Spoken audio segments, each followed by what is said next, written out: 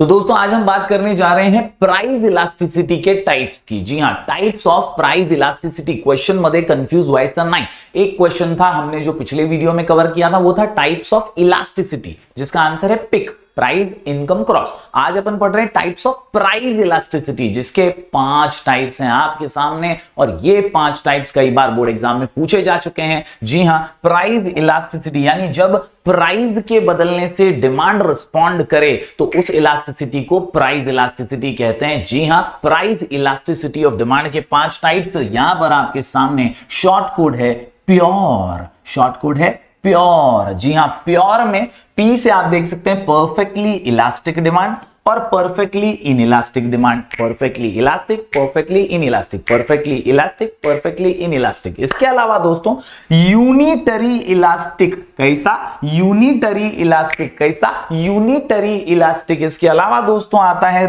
री बोले तो relatively elastic, relatively inelastic, relatively elastic, relatively inelastic. क्या है बारीकी से समझेंगे, एकदम मस्का आराम से समझ जाएंगे, कुछ ही देर में आपको समझ में आ जाएगा ये पांचों टाइप्स क्या हैं। फिलहाल इतना याद रखिए, ये हैं 5 types of price elasticity of demand. यानी प्राइस में जब बदलाव आता है ना, या तो प्राइस कम होता है या तो प्राइस बढ़ता है, उस प्राइस के बदलने से जब डिमांड पे असर पड़ता है तो 5 टाइप का असर देखने मिलता है। एक होता है परफेक्टली इलास्टिक डिमांड, एक होता है परफेक्टली इनइलास्टिक डिमांड, एक है यूनिटरी इलास्टिक, एक है रिलेटिवली इलास्टिक और एक है रिलेटिवली इनइलास्टिक। आंसर का नाम प्योर, PURE। याद रखिए, RE बोले तो रिलेटिवली। यस, क्या है? Relatively elastic, relatively inelastic. चलिए अब बारीकी से हर टाइप को समझ लेते हैं। प्राइस की वजह से होने वाले ये बदलाव हैं और इन्हीं का आज हमें कॉन्सेप्ट समझना है। जी हां, सबसे पहले अगर हम बात करें, यहां पर आपके सामने है परफेक्टली इलास्टिक डिमांड। जी हां, परफेक्टली इलास्टिक डिमांड सिंबॉलिकली इसको बोलते हैं ED is equal to infinite. याला काय म्हणतात आपण? इनफाइनाइट। मैथ्स वालों को पता होगा, इनफाइनाइट मतलब जिसे मेजर नहीं किया जा सकता। ये वो है जिसे गिन नहीं सकते, मेजर नहीं कर सकते। ये बहुत ज्यादा बदलाव है। कैसा बदलाव है? बहुत ज्यादा बदलाव है। कैसा बदलाव है? बहुत ज्यादा बदलाव है। यानी प्राइस के बदलने से जब डिमांड में बहुत ज्यादा बदलाव आ जाए, प्राइस के बदलने से डिमांड में बहुत ज्यादा बदलाव, डिमांड में बहुत ज्यादा बदलाव, बहुत ज्यादा बदलाव जिसे आप मेजर नहीं कर सकते, इसे हम कहते हैं बॉस इनफाइनाइट इलास्टिक या परफेक्टली इलास्टिक। जी हां, व्हेन अ स्लाइट और जीरो चेंज इन प्राइस, थोड़ा सा प्राइस में बदलाव आया या तो नहीं आया, लेकिन उसकी वजह से it brings about an infinite change in quantity demanded. यानी प्राइस थोड़ा सा बदलाव है, प्राइस थोड़ा सा बदला, लेकिन डिमांड तो बहुत रिएक्शन दे दिया बंदा, बहुत रिएक्शन दे दिया। यस, इतना ज्यादा रिएक्शन, और इसीलिए it is called as perfectly elastic demand. It is only a theoretical concept, वास्तविकता से इसका कोनो संबंध नहीं है। फॉर एग्जांपल 10% से प्राइस फॉल हुआ और इस 10% फॉल की वजह से डिमांड में बहुत ज्यादा बढ़ोतरी देखी गई, बहुत ज्यादा। कई बार हम पेट्रोल के दामों के बारे में ऐसा ही बात करते हैं कि यार पेट्रोल 5 रुपए सस्ता हो गया यार, 5 रुपए सस्ता हो गया यार, 5 रुपए सस्ता, और उसके लिए लाइनें लगा लगा कर पेट्रोल भरवाने चले जाते हैं। Infinite demand. दोस्तों ये एक थियोरेटिकल कॉन्सेप्ट है, मैं उदाहरण इसलिए दे रहा हूं ताकि आप समझ पाएं इसको। बेसिकली इतना याद रखिए कि प्राइस थोड़ा सा बदला या नहीं बदला, लेकिन डिमांड बहुत ज्यादा बदल गया। भैया यहां पर ग्राफिकली भी इसका रिप्रेजेंटेशन दिया गया है। ग्राफिकल रिप्रेजेंटेशन में सिर्फ एक ही लाइन आपको याद रखनी। क्या है ये लाइन?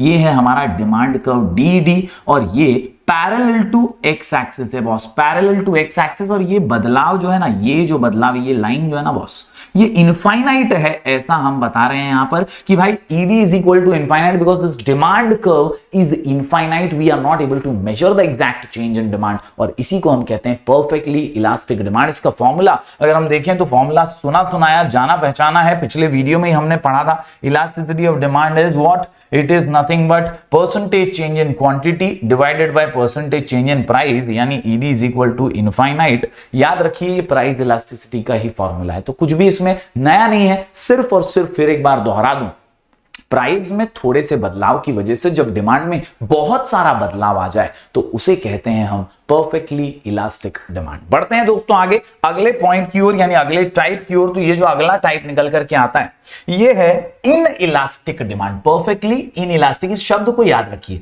परफेक्टली इन इलास्टिक का मतलब होता है चेंज हो ही नहीं रहा है, बदलाव हो ही नहीं रहा है। जी हां, इलास्टिक मतलब चेंज होगा, रिस्पॉन्स आएगा, लेकिन इन इलास्टिक मतलब चेंज नहीं होगा, बदलाव नहीं आएगा ना भैया। ऐसी कई चीजें हैं जिनकी डिमांड पे असर ही नहीं पड़ता, जैसे नमक, वो तो लगता ही है भाई, महंगा हो सस्ता हो भाई डिमांड तो उतना ही रहेगा। यार याद रखिए कई ऐसी वस्तुएं होती हैं जिनका डिमांड रिस्पॉन्ड नहीं करता है प्राइस के बदल जाने से भी। ऐसी ही चीजों के डिमांड को हम परफेक्टली इनइलास्टिक डिमांड कहते हैं। ये शब्द याद रख लीजिए, इनइलास्टिक मतलब नो चेंज, इनइलास्टिक मतलब नो चेंज, इनइलास्टिक मतलब नो चेंज। एक बार रीड करते हैं, देखिए, when a percentage change in price has no effect, no effect on the quantity demand of a commodity, it is called as perfectly inelastic demand। Example देखिए, सब समझ जाएंगे। For example 20% price कम हुआ, लेकिन इसका कोनो असर हुआ ही नहीं क्वांटिटी पे, है? समझ रहे हो? देयर इज नो इफेक्ट, इसीलिए इसको सिंबल दिया गया है ED इज इक्वल टू 0, यानी इलास्टिसिटी कैसा है? 0 है। इलास्टिसिटी कैसा है?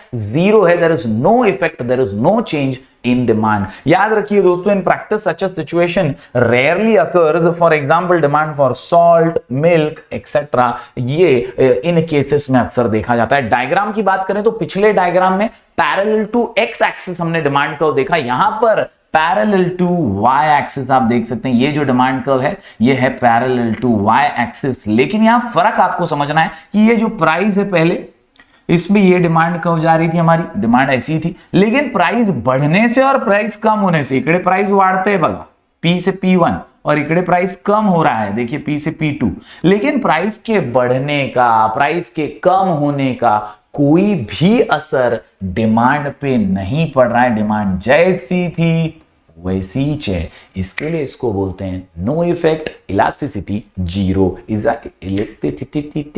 इलास्टिसिटी कैसा है? 0 है, कोई इफेक्ट इसमें नहीं है। In figure 3.12 when price rises from OP to OP1 और when price falls from OP to OP2, यानी यार ये O से आप देखें P और OP1 P2 दोनों में ही प्राइस में बदलाव आया, लेकिन demand remains unchanged, demand remains unchanged, demand में कोई बदलाव नहीं आया, तो इसे हम कहते हैं भैया नो चेंज यानी no effect. Therefore the demand curve is vertically straight line parallel to y axis indicating perfectly inelastic demand. तर समजायचं काय? तर समजायचं फक्त एवढंच की यार परफेक्टली इलास्टिक में बहुत ज्यादा चेंज आता है डिमांड में, और परफेक्टली इनइलास्टिक में कोई चेंज आता ही नहीं है। बढ़ते हैं आगे तीसरे टाइप की ओर। तीसरा टाइप जो है बड़ा ही मजेदार है। यहां पर तीसरे टाइप की मैं बात करूं तो ये है यूनिटरी इलास्टिक। क्या है ये? Unitary elastic. याद रखिए इस बार जो चेंज आने वाला है वो इक्वल चेंज है। यूनिटरी बोले तो equal, same same same, unitary बोले तो equal, same same same, unitary बोले तो इक्वल, सेम सेम सेम, यानी जितना प्राइस में बदलाव आया उतना ही डिमांड में बदलाव आया, जितना प्राइस में बदलाव आया उतना ही डिमांड में बदलाव आया। जब दोनों का बदलाव सेम है, चेंज सेम है, इक्वल है, इक्वल है, इक्वल है, तो उसे हम यूनिटरी इलास्टिक डिमांड कहते हैं। क्या कहते हैं? इक्वल डिमांड यानी यूनिटरी इलास्टिक डिमांड। जी हां, बहुत ही सिंपल है। When percentage change in price leads to proportionate change in quantity, यार then this demand is said to be unitary elastic. For example देखिए, सब समझ जाएंगे। For example 50% fall in price will lead to 50% rise in quantity. 50% भाव कमी झाला, 50% demand वाढली। ओ समजले का? सेम चेंज आलाय ना दोघांमध्ये, दोनों में फर्क जो है वो इक्वल है, और इसी की वजह से इसे यूनिटरी इलास्टिक कहा जाता है। दोस्तों डायग्राम को अगर मैं देखूं तो यहां आप देख सकते हैं पहले प्राइस P था, डिमांड Q था, प्राइस P, डिमांड Q। अब देखिए प्राइस है ना कम हो गया, P से हो गया P1, तो डिमांड बढ़ गया Q से Q1। ये जो डिफरेंस है Q और Q1 का और P और P1 का, ये सेम है, ये इक्वल है, इसमें कोई चेंज नहीं है। ये दोनों सेम होने की वजह से ही इसे यूनिटरी इलास्टिक कहते हैं। इसमें डिफरेंस ज्यादा होगा तो इलास्टिसिटी अलग होगी, यहां पर सेम है इसलिए इसे यूनिटरी कहते हैं। When price falls from OP to OP1 50%, demand rises to OQ to OQ1 50%। Therefore the slope of demand curve is rectangular hyperbola. आप देख सकते हैं ये जो स्लोप है इसे रेक्टेंगुलर हाइपरबोल कहते हैं। ED is equal to 1 and that is why it is termed as unitary elastic demand। तो आप तीन टाइप समझ गए होंगे। पहला परफेक्टली इलास्टिक, जहां पर चेंज बहुत सारा है डिमांड में, फिर आता है परफेक्टली इनइलास्टिक, जहां चेंज है ही नहीं, नो इफेक्ट। और तीसरा है यूनिटरी इलास्टिक, जहां चेंज कैसा है, इक्वल है, जहां चेंज कैसा है, इक्वल है, जहां चेंज कैसा है, इक्वल है। इक्वल चेंज, सेम चेंज को हम कहते हैं यूनिटरी इलास्टिक। चलिए बढ़ते हैं आगे अगले टाइप की ओर। दोस्तों अगला टाइप जो है ये है हमारा री, प्योर का री यानी रिलेटिवली इलास्टिक डिमांड। याद रखिए थोड़ा ज्यादा, याद रखिए थोड़ा ज्यादा, याद रखिए थोड़ा ज्यादा। थोड़ा ज्यादा म्हणजे काय है, तो याद रखिए जितना प्राइस में चेंज आया था ना उससे थोड़ा ज्यादा, more than proportionate change in quantity जब आता है तो उसे रिलेटिवली इलास्टिक कहते हैं। मतलब प्राइस में अगर 50% का चेंज आया तो डिमांड में 75 का चेंज आ गया, मतलब थोड़ा ज्यादा चेंज जब डिमांड में आता है प्राइस की कंपैरिजन में तो उसे रिलेटिवली इलास्टिक डिमांड कहते हैं। एग्जांपल देख लेते हैं। For example 50% fall in price leads to 100% rise. मैंने 75 बोला था, यहां 100%, तो जो भी ज्यादा है ना उसको अपन बोलते हैं रिलेटिवली इलास्टिक डिमांड। एंड इसका सिंबल बड़ा ही सिंपल है, ईड इज ग्रेटर देन 1, क्योंकि इलास्टिसिटी ज्यादा है ना, इलास्टिसिटी ज्यादा हो रही है, डिमांड का रिस्पॉन्स थोड़ा ज्यादा आ रहा है तो इसी ईडी ग्रेटर देन 1 बोलेंगे। डायग्राम सेम है, यूनिटरी जैसा ही है। आप देखिए P से P1 हो रहा है, पहले P था, इधर Q था, यहां कम हो गया प्राइस, लेकिन इस बार जो डिमांड का गैप है ना Q से Q1 का वो थोड़ा बड़ा है। पिछले वाले में, यूनिटरी वाले में, ये जो गैप था P और P1 और Q और Q1 का वो सेम था, इसलिए यूनिटरी था, इक्वल था।